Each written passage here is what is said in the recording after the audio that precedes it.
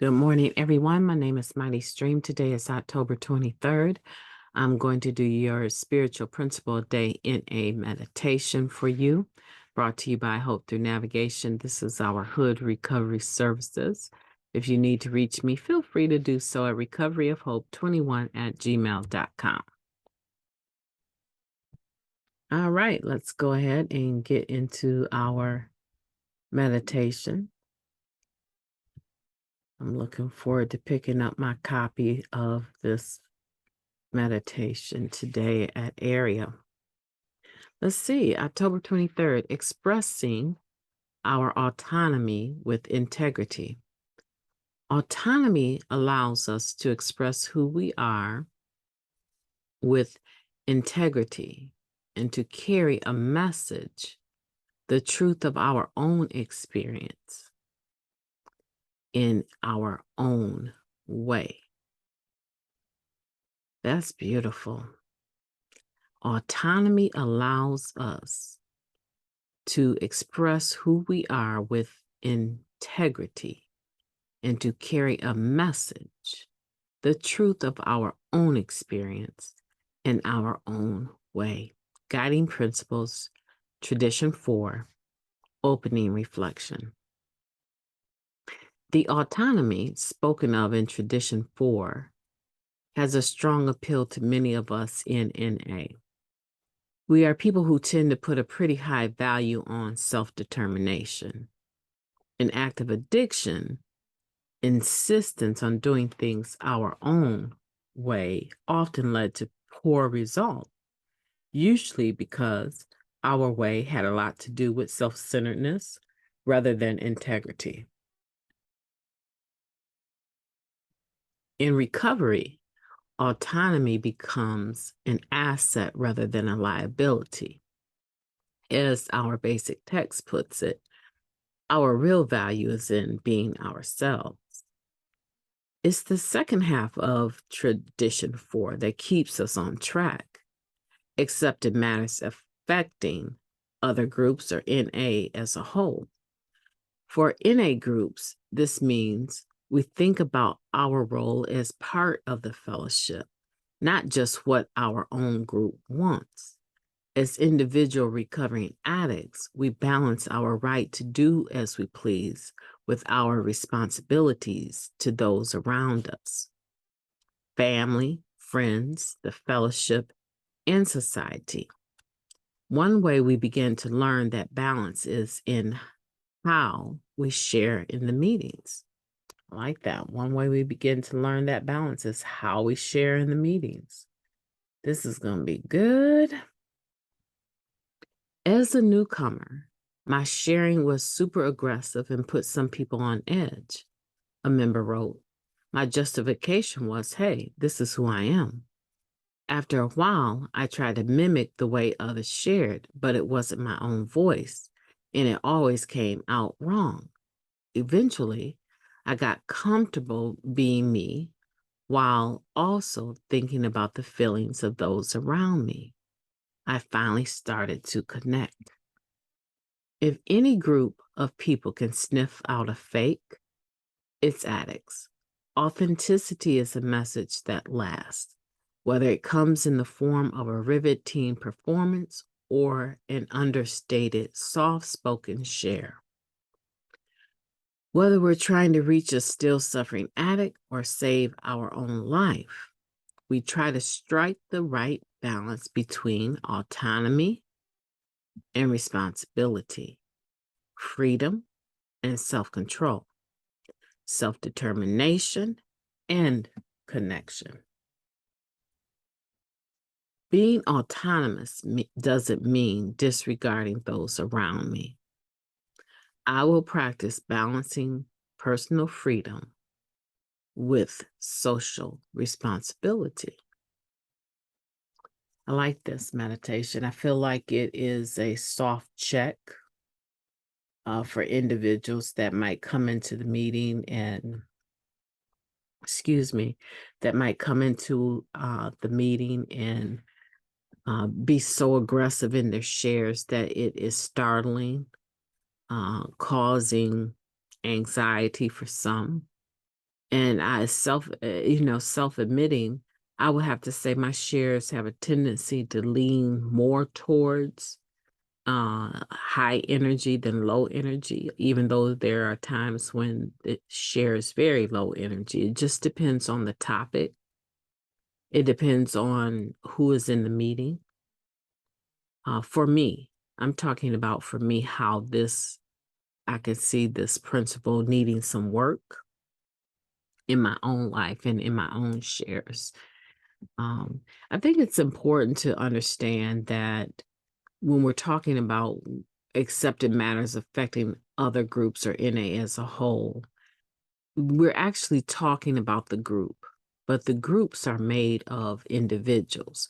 So I don't want you to be confused in the first paragraph how it flings from one end of the pendulum talking about the group, and then it swings over to the other pendulum and talks about, in the second paragraph, rather, as individual recovering addicts, we balance our right to do so as we please with our responsibility to those around us, family, friends, the fellowship, and society. So you can't read the fourth tradition and just say that's only talking about the group. It's also applicable to the individuals in the group. And the individuals in the group are you and I. And the effect that we're having is going to be not just our family, but the fellowship, our home groups, the people we're sharing around. We need to be considerate of whether or not we're expressing our autonomy with integrity. Because a lot of times we can claim autonomy, but we're not integral about it. We're manipulative about it. I am autonomous, and I'm doing this the way that I want to do it, when I want to do it, because I want to do it, and it's not affecting anyone, right? We claim it when it's useful for ourselves rather than being able to use this spiritual principle as something that we can apply in all our affairs, right? And so even though it's the group it's written for, it's about the individual within the group as well. So we're talking about how we share in this particular meditation. One area that I found that I ended up having to change the way that I shared. Now, I'm not talking about the energy I bring to my share. Um, but one way that I found I had to change was assuming that everyone was talking about me or cross sharing to me or sniper sharing me, um, uh, in a manner that made me feel unwelcome. And then, of course, I would need to retaliate. I can remember being in one meeting and it was an hour and a half long meeting. So at least a good 30 minutes of the meeting was individual berating me. And it was very targeted. So in this situation, I really was, in a sense, justified to have my own response and protect myself. But in that atmosphere, it was unnecessary. It was something I could have scheduled a time to sit with the person, have coffee, or just talk about it in the parking lot after a meeting where other people wouldn't have been able to hear. And I'm not really sure, other than I think the last thought that I had in my mind was how dare this person have the nerve to even try to speak directly to me in their share, and I'm not going for it. And so I responded, and you could have seen the faces of those several other people at that time. The meeting wasn't even that large, but if you could have seen the faces of the people in the meeting, they were extremely uncomfortable. And I was very much aware that I was cross sharing. And I was very much aware that I was going to finish what I had to say. And I regretted that for a long time. The other option would have been, I shared what the good option could have been, talking about later. But the worst option would have been for me to be physically confrontational, which has happened in my early days of recovery, I was very physically, confrontational, and I was affecting the group. I was affecting the fellowship. I remember after I matured spiritually, some years after that, a young lady being in the meeting, and the meeting that I was used to attending as my home group, everyone seemed to share aggressively. Everyone had a huge point to make and wanted everyone else to know just how big and bad they were in recovery. And it was about probably 8, it kind of ran in generations. It was 8 people around the same amount of clean time. And then right above them were another 5 or 6 people that today they're in their mid-30s as far as years of clean time. And then there was the other group that ranged from, I would say, like 29 years all the way down to 20. This was the group that was sharing real animately. And then from 20 down to 10 years. And then we had the people that were coming back and forth, back and forth. And some of them had 3, some had 5. And it was a big meeting. But everyone that shared, especially the old timers, they tended to share at that time super aggressively, like they were angry with the rest of us and needed to make sure we understood just how serious this recovery was. And I remember this young lady being in the meeting, and she and I would talk often on the phone. I was not sponsoring her. She had her own sponsor, but we were just comfortable conversating. And I remember talking to her later after that particular meeting, and she just said, "I'm so sick of malicious shares." And I was like, huh? And she basically was saying the same thing here. I'm just tired of militia type shares. Like, it's not an attraction. Trying to scare me into staying clean is not an attraction. My life is bad enough with the fact that I keep relapsing, trying to scare me into staying clean. I just don't need all that stimuli. I'm going to try to find another group to attend that's a little bit more calm. So it was affecting her.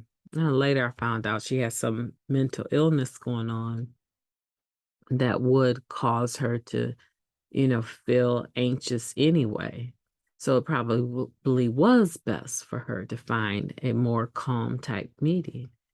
But the point is that sometimes we claim autonomy, but we don't use that spiritual principle in a manner that is integral.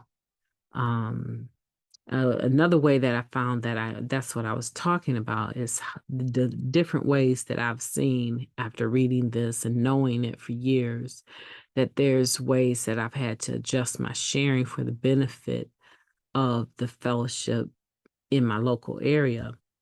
Another way that I found was that because of some of my own childhood trauma, I found that depending on if we were talking about relationships or something like that in the meeting, I found that I had a tendency to share the gory details too freely. Like I disassociated in some kind of way. I pulled back my heartstrings from the story, and I would tell the story of the horrors of my childhood raising, the different abuses that I endured. I wouldn't go into gory detail about them, but you would get the sense of exactly what happened to me.